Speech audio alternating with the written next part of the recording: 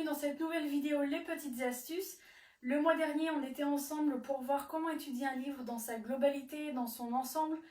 Et comme promis, comme je vous l'avais annoncé, on se retrouve ce mois-ci pour une vidéo sur l'étude d'un verset.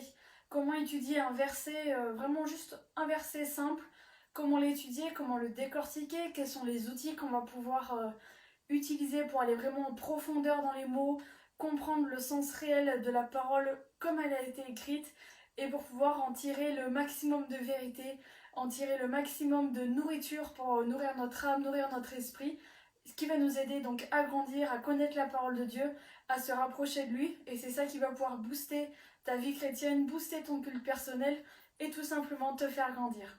On se retrouve tout de suite.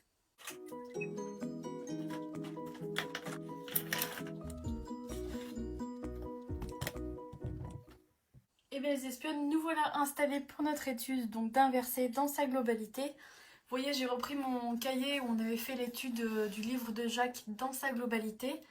Et du coup, je me suis dit, pourquoi pas étudier un des versets qu'on avait souligné la dernière fois. Donc c'est le verset 17 du chapitre 3. Donc Jacques, chapitre 3, verset 17. Voilà, je vous laisse aller chercher votre Bible, vous installer pour donc cette étude. Je vous lis le verset pendant ce temps.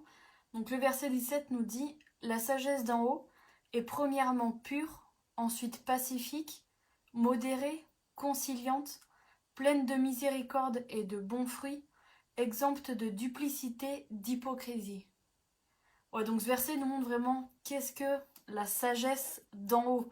Donc la sagesse d'en haut, c'est la sagesse de Dieu, bien entendu. Et voilà, donc je vous montre un petit peu moi comment je procède personnellement. Maintenant que j'ai sélectionné le verset en lui-même, j'aime bien prendre du coup de quoi noter, prendre une nouvelle page, on va simplement tourner de l'autre côté. Je vais recopier le verset sur une page pleine pour qu'on puisse avoir la place voilà, d'écrire un petit peu autour et de faire notre étude au global.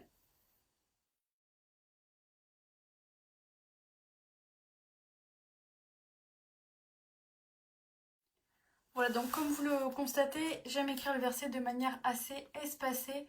Pourquoi? Parce que par la suite, donc, je vais venir entourer certains mots, les souligner ou peut-être faire des flèches un petit peu ici à gauche à droite pour pouvoir noter vraiment le maximum et retirer le maximum de chaque verset, de chaque mot, pardon.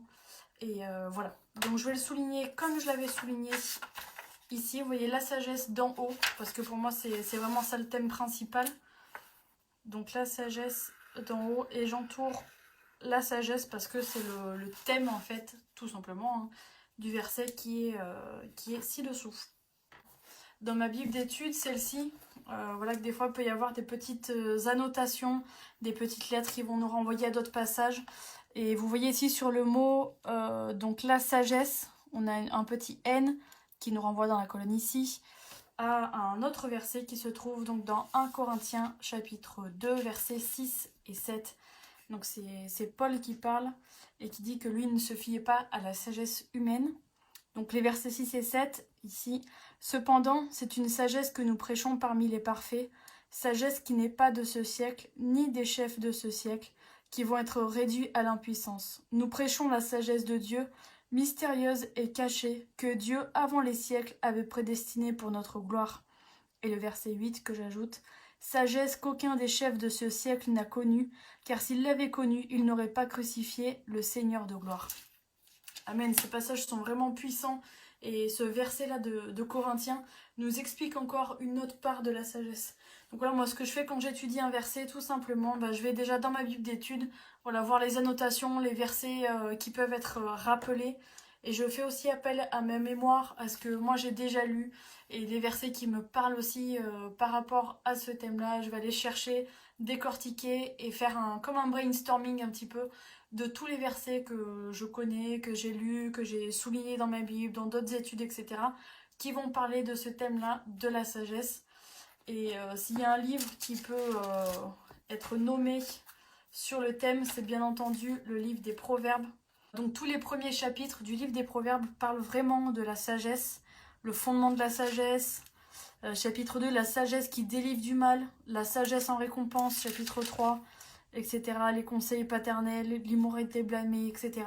Et en fait, tout le livre des Proverbes est constitué de sentences, de citations, notamment par Salomon, mais aussi Agur et Lemuel, qui sont vraiment des hommes à qui Dieu a donné une sagesse particulière, à qui Dieu a révélé sa sagesse. Et donc ils nous ont laissé un écrit, c'est très très important de l'étudier, notamment dans ta jeunesse. Prends le temps d'étudier ces passages, prends le temps d'étudier ces versets qui vont voilà, vraiment te changer, te fortifier, te faire connaître la réelle sagesse de Dieu. Et le commencement de la sagesse, c'est la crainte de Dieu. C'est ce qui est écrit dans les Proverbes, c'est très très important. Et du coup, moi je vais le noter. Le commencement de la sagesse.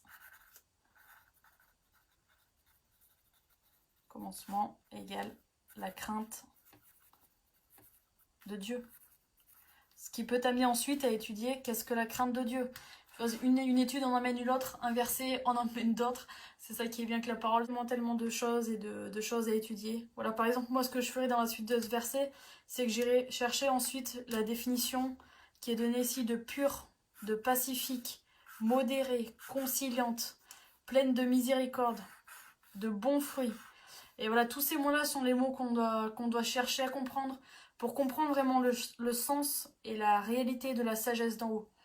La sagesse d'en haut va être constituée de tout ça, de pureté, ce côté pacifique, de la modération, de la conciliation, la miséricorde, les bons fruits. Les bons fruits, c'est simple, c'est ceux qui sont du Saint-Esprit, tout simplement. Et voilà, toutes ces choses-là, tu vas pouvoir les étudier. Je t'invite à les noter par la suite en dessous, selon ce qui, toi, te parle dans ce verset, dans ce passage-là.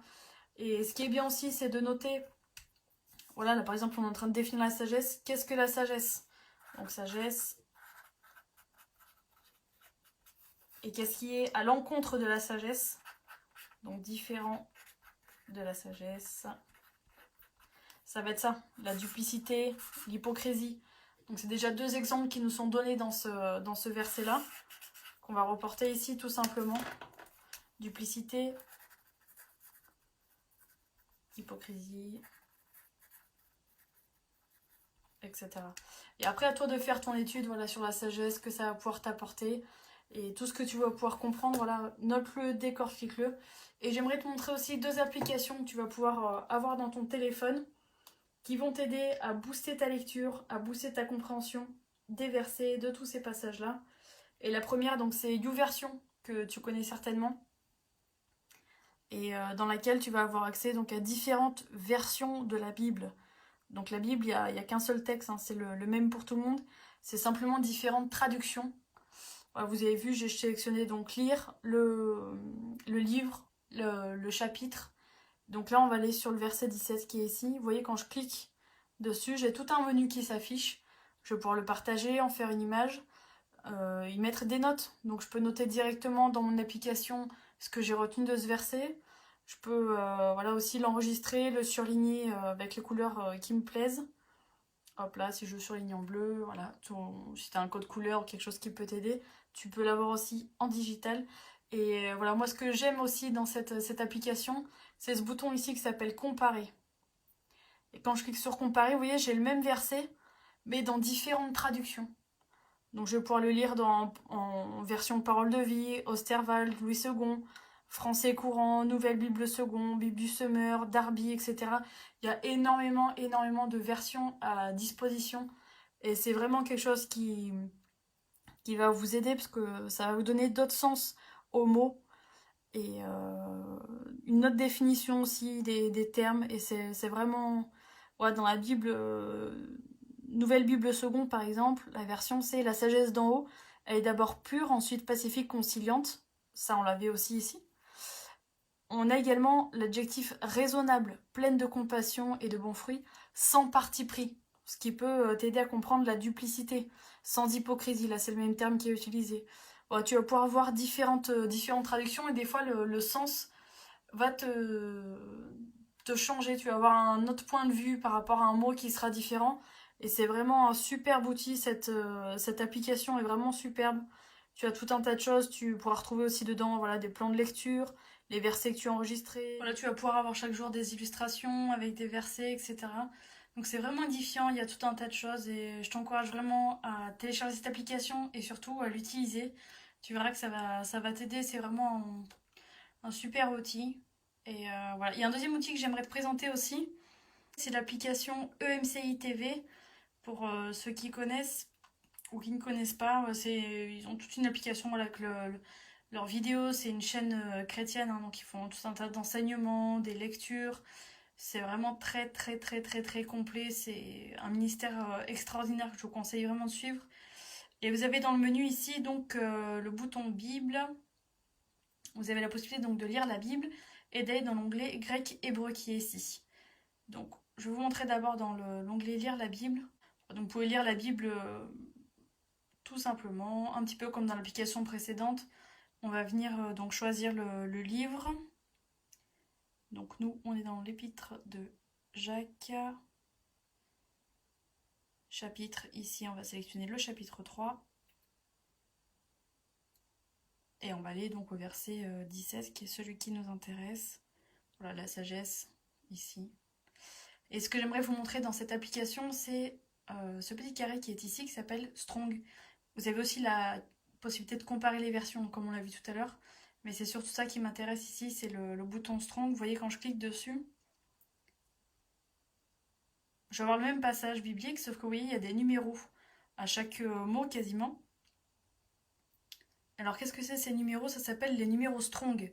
C'est pas une science de numérologie ou quoi que ce soit, c'est simplement un homme au 19e siècle qui s'appelait James Strong et qui voulait avoir la Bible et donner la possibilité à chacun d'avoir la Bible, de la lire et de l'étudier dans la langue et dans le texte original.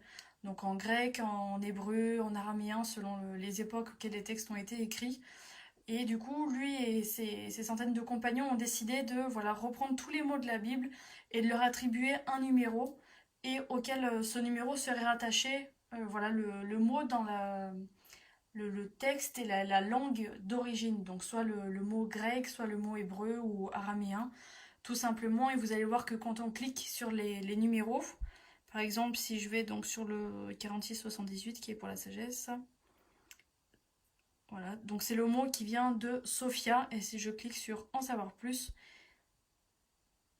je vais avoir plus de détails sur le numéro Strong qui est rattaché, donc qui va me donner en fait l'origine du mot en grec ou en hébreu. Je peux aller aussi de ce côté-là sur l'onglet que je souhaite regarder tout simplement. Et on va voir donc la définition du mot grec Sophia. Sophia. Et on voit voilà tout ce que ça peut vouloir dire, la sagesse, la largeur et la plénitude de l'intelligence. C'est un mot utilisé pour la connaissance, le savoir de manière très diverse. La sagesse qui appartient aux hommes, la science, l'intelligence démontrée, l'adresse dans la direction des affaires, la prudence, la connaissance et la pratique de ce qui est nécessaire pour une vie juste et pieuse, la suprême intelligence telle qu'elle appartient à Dieu. Vous voyez que ça donne un sens beaucoup plus profond et beaucoup plus fort à chacun des mots, tout simplement parce que c'est le mot qui a été utilisé pour écrire ce texte. Et vraiment, quand vous faites une étude d'un verset comme ça, comme on est en train de le faire, je vous encourage vraiment à utiliser ces strong, ces numéros strong, pour avoir le réel sens des mots, et vous allez voir que ça va vous emmener dans une autre dimension. Vous voyez, tout à l'heure, je vous disais d'aller chercher la définition de pure, pacifique, modérée, conciliante, miséricorde, les bons fruits, la duplicité, l'hypocrisie aussi. Et honnêtement, en allant faire ces recherches-là avec les numéros strong, je ne le fais pas en direct pour voilà, que vous puissiez aller le chercher vous-même et le découvrir vous-même en utilisant l'application. C'est complètement gratuit, hein, il faut juste le télécharger. Vous pouvez l'avoir en application ou sur le site internet directement si vous n'avez pas de smartphone. Et honnêtement, vous allez voir l'ampleur que le texte prend, la dimension dans laquelle ça vous amène. C'est vraiment extraordinaire, donc je vous invite vraiment à utiliser ces outils. C'est ce que je voulais vous laisser pour l'étude d'un verset en détail. Voilà, moi ce que j'aime c'est le noter en grand, pouvoir décortiquer, annoter, souligner, faire des flèches voilà, qui partent un peu dans tous les sens, essayer de chercher la définition des mots, pas forcément la définition du dictionnaire français, mais voilà, aller chercher ce qui est écrit dans les numéros strong, dans le texte original, aller au plus proche du texte comme il a écrit pour pouvoir le comprendre et en tirer le maximum. Et encore une fois, je me répète, mais laissez-vous conduire aussi par l'Esprit de Dieu. Parce que c'est le Saint-Esprit qui nous révèle la parole, au-delà des numéros strong, au-delà de notre manière de lire, de comprendre les mots, comprendre les termes. Ça, c'est une aide pour avoir une compréhension des mots et du texte. Mais celui qui nous révèle, qui nous donne la révélation, c'est le Saint-Esprit. Donc cherchez cette communion avec le Saint-Esprit, c'est ce qui va réellement vous aider à comprendre le texte et à le mettre en application. comme on l'a vu lors de notre étude du livre en global, toujours chercher une application. Et c'est d'autant plus vrai quand on étudie un verset dans son contexte. Vous voyez, il y a des mots qui ressortent vraiment.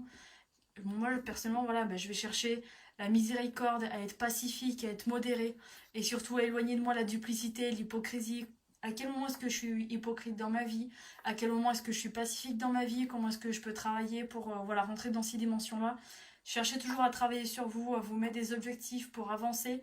Et c'est comme ça que votre lecture de la Bible va vous pousser dans une autre dimension et vous faire grandir, vraiment vous amener dans d'autres choses, dans d'autres dimensions. Donc je vous encourage vraiment à poursuivre votre lecture.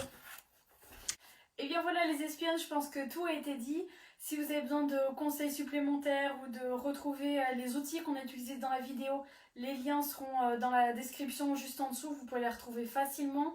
Si jamais vous ne les trouvez pas, n'hésitez pas à nous demander en direct ou à nous envoyer un petit message, on vous les transmettra avec grand plaisir.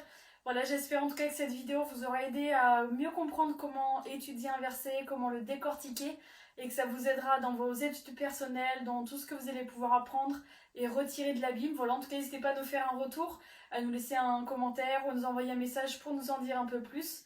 Et on se retrouve le mois prochain pour une prochaine vidéo. À bientôt!